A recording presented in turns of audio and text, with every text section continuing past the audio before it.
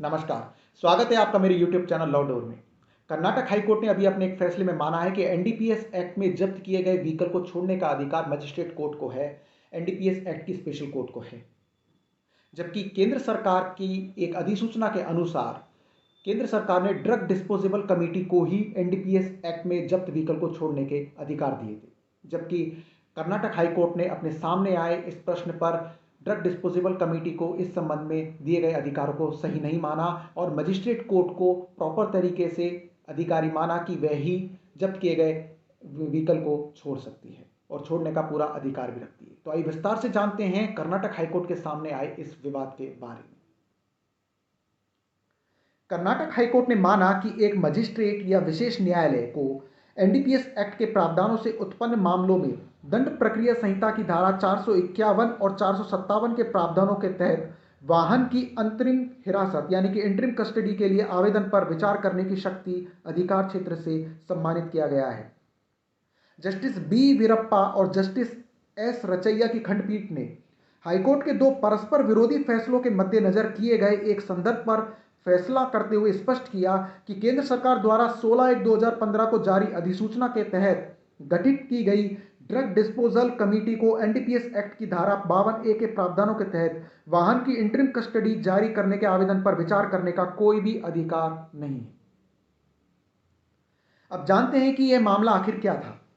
High court द्वारा एक आपराधिक पुनरीक्षण याचिका संख्या 623/20 में अलग अलग विचार लिए गए थे, जो कि ट्रायल कोर्ट द्वारा 14/1/2020 को पारित आदेश में थे, और दूसरा मामला Zubaida versus state of intelligence officer NCB आपराधिक याचिका संख्या 4792/2020 आदेश दिनांक 24/11/2020 के मामले से उत्पन्न हो रहे थे।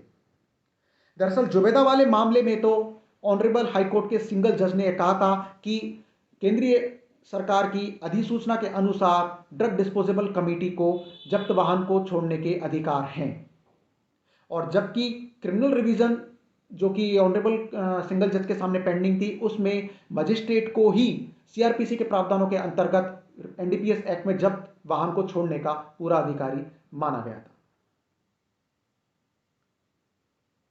इस मामले के सामने के आने बाद यह विरोधाभास सामने आने के बाद में चीफ जस्टिस ने 13 जनवरी 2020 को एक विशेष आदेश के द्वारा इस मामले को संबंधित मामलों के साथ में संदर्भ के अधिनिर्णय के लिए डिवीजन बेंच यानी कि 2 जजेस की बेंच के पास में भेजा।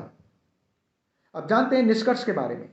सीआरपीसी और एनडीपीएस एक्ट के संशोधन और अधिसूचना और प्रासंगिक प्रावधानों को देखने के बाद में 2 सदस्यीय जजेस की बेंच ने कहा कि यदि हम सही भावना में संशोधन का विश्लेषण करते हैं तो ड्रग डिस्पोजेबल कमेटी को एनडीपीएस एक्ट की धारा 52A के प्रावधानों के तहत या 16 जनवरी 2015 की अधिसूचना के जारी होने पर अंतिम रूप से जब्त की गई वस्तुओं के निपटान की शक्ति दी गई है, परंतु इंटरिम कस्टडी के लिए वाहन की रिहाई के लिए आवेदन पर विचार करने के लिए विद्वान मजिस्ट्रेट या विशेष न्यायालय की शक्ति मामले के योग्यता के अधीन ही होगी।